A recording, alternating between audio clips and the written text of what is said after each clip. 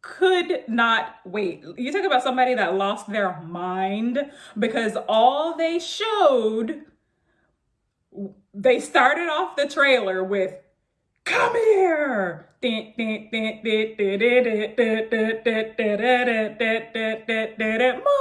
Kombat. You guys know how the music goes. I'm such a dork. But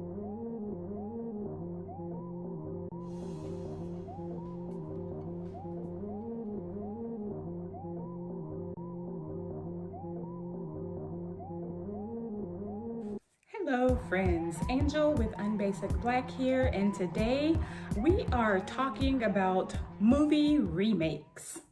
So in honor of the release of Mortal Kombat, I thought this might be a good idea just to kind of talk, because a lot of times our dialogues that we're having are a bit heavy. So I wanted to lighten the mood a little bit.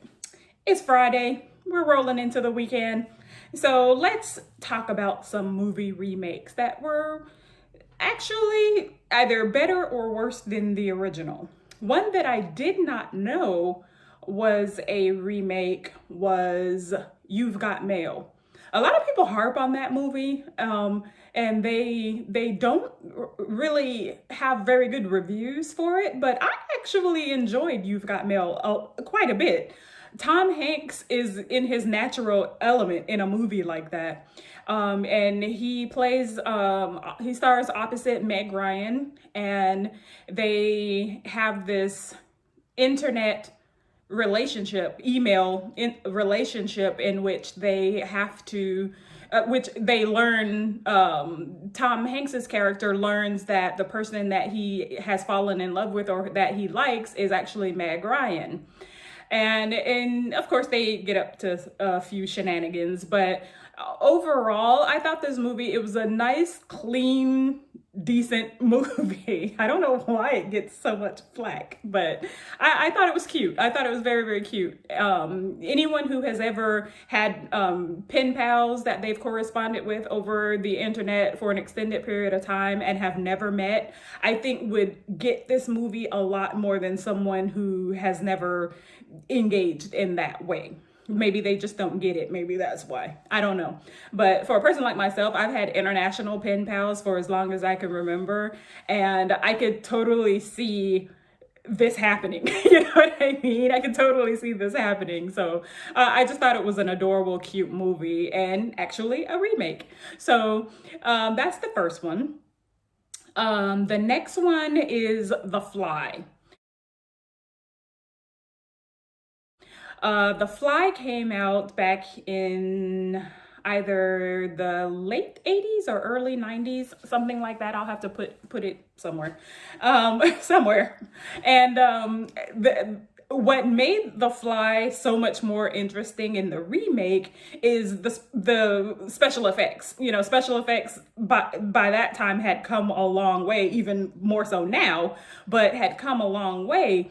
And to actually see the transformation that Jeff Goldblum's character underwent, going from a, normal, although obsessed human being to an actual fly, was disturbing, to say the least. It was seriously disturbing, but it was awesome. It was awesome. Still traumatized by it. Every time I think of that movie, I just cringe. So if you haven't seen it, make it a movie weekend and check out Jeff Goldblum's version of The Fly. He also stars opposite Gina Davis, which I think was actually an adorable matchup. They couldn't have cast better. So that's another remake that I thought was pretty good. All right, so another that I liked was the remake of The Wizard of Oz called The Wiz. So I guess for lack of better ways to say it, it's the black version of The Wizard of Oz. Stars Diana Ross, Michael Jackson, Nipsey Russell. I mean, all star cast. And it came during a time where you didn't see a lot of things. I kind of still don't, but you didn't see a lot of black cast movies. So when The Wiz came along, it was a really powerful message for people of color, in particular, of course, the Black community. And the differences that you see between the original Wizard of Oz and The Wiz, right off the bat, that stands out to me is the soundtrack. The soundtrack for The Wiz is awesome. It's awesome. That is not to take anything away from The Wizard of Oz, because I also enjoyed that immensely. I thought The Wizard of Oz was great, and I think it was ahead of its time in terms of special effects and the things that they were able to do with movies back then without all of the technology. So nothing against The Wizard of Oz by any means, but The Wiz was one of those movies, like I said, was something relatable for people of color. Another one that I would like to talk about is Magnificent Seven. I saw the original Magnificent Seven, and I just kind of happened to see it. I was up late one night and it was on. It was on, and I was like, my dad likes old westerns, so I was like, yeah, I'll check out the Magnificent Seven. It was great. It was a great movie. I really, really enjoyed it, so I can't take anything away from it. But Denzel Washington did a remake version of Magnificent Seven, which was awesome also. I really, really enjoyed the updated version. Chris Pratt is in that movie as well. And I think that the inclusiveness of the newer version, I think, speaks to the times that we're living in now. You also have... oh, what's his name? Yeah, okay. Lee Byung-hun. Okay, I hope I pronounced his name right. That's what it looks like anyway. But he is a South Korean actor who's pretty awesome. He was in G.I. Joe as well as a couple of other movies stateside, but in particular, very, very popular Korean actor. And I just thought it was such a cool remake, directed, I believe, by Antoine Fuqua. I think that's who directed it. But if I'm wrong, I'll put it somewhere. But very cool remake, because like I said, I like the inclusiveness that you saw, that during this time period, there were people of all race, colors, and creeds. Some movies that you look at back in the day would have you believe that there were no people of color in America during that time, and we know that wasn't the case. So I thought the remake was really cool in terms of showcasing that, but the story, the plot, the tensions, the dramatic effects, everything I thought were very well done. And you can't go wrong with Denzel. I mean, come on. So hats off for that movie. I thought that was a really good remake.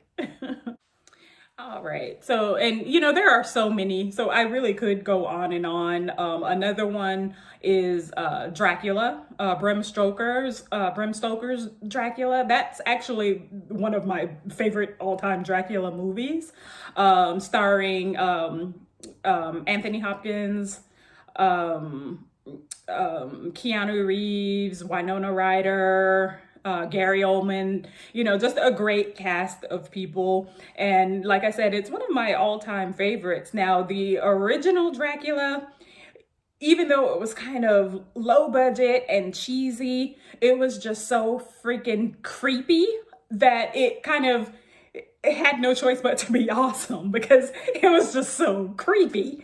But this version, would you really consider that a remake?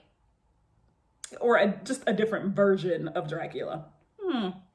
Anyway, I'll say it was a remake. So, and looking at the version that I'm talking about, it was just a really good, well thought out movie. It does have its criticisms. There are critics everywhere, and I know that there have been a lot of critics that kind of diss this movie and talk really bad about it. But I enjoyed it. In fact, like I said, it's one of my all-time favorite Dracula movies. So if you haven't seen that one, check it out as well. leave a light on them because it can be creepy in some parts, but for the most part, it's just a twisted love story.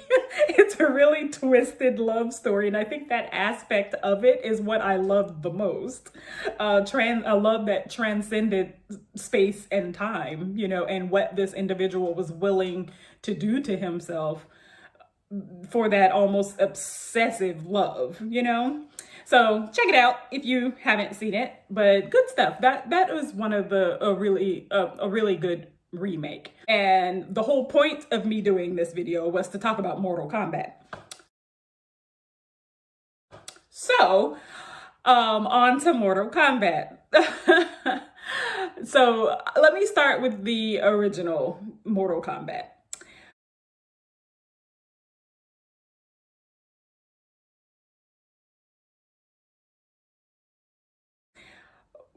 When I first heard that they were making this movie, and this is way back in the day, right? You know, a fan of the video game, you know, could not wait. You talk about somebody that lost their mind because all they showed, they started off the trailer with, "Come here." Mortal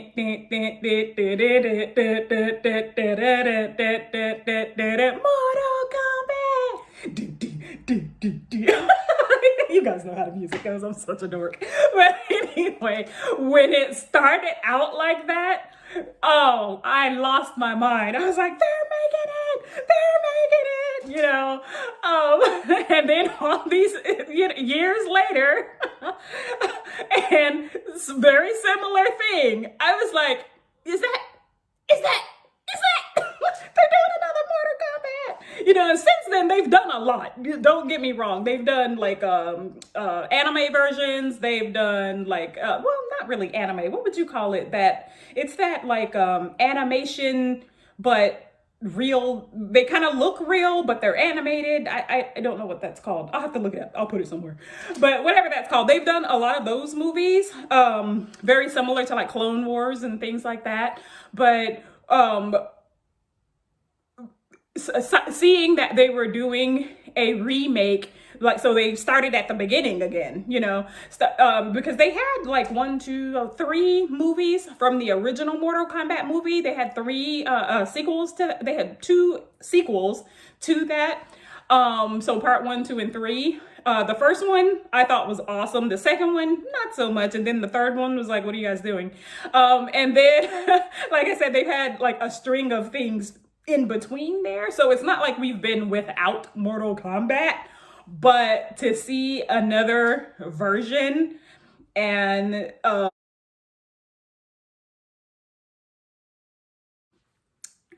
yeah, and the fact that they added Hiroyuki Sanada, oh my gosh, I was just like, this is gonna be awesome. Because anybody who's ever seen his movies, especially like his more martial arts samurai type movies, my daughter's gonna be like, yeah, that's not how you pronounce that. So anyone who's ever seen him in action knows he can get down, right? So I was so excited, and Joe Taslim is in it, and just the fact that these people are in this movie, I was like, oh yeah, it's gonna be awesome. So went to see it last weekend when it opened, and I was not disappointed. There are a few things in the story that I thought they could have done, but it was clear very early in the movie that they were setting it up for subsequent movies, like sequels, you know. So it was pretty clear, and nowadays it's pretty much a given that they're gonna try and franchise it. So we knew that was coming, but it was just a little bit irritating because there were characters that I was hoping to see that they kind of started setting up. Oh, spoilers. Whoops. But anyway, so I was a little disappointed to not see certain people, and maybe we'll see them in the next movie. But overall, awesome.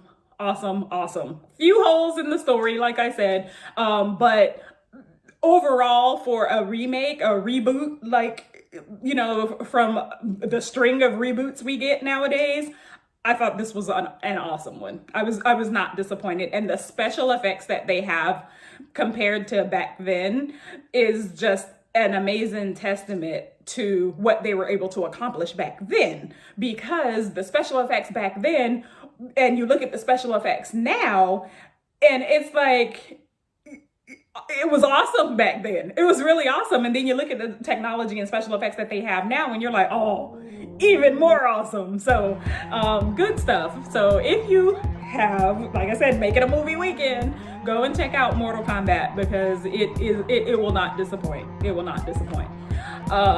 So comment, what remakes or reboots of movies have you seen that I didn't mention that you liked? Or maybe comment on something that I did mention if you have an opinion about it, because no one else, we got an opinion about everything. So check us out, like, subscribe, check out some of our other videos that we have, and join our conversations. I'm Angel with Unfaced It Black. Thanks for watching.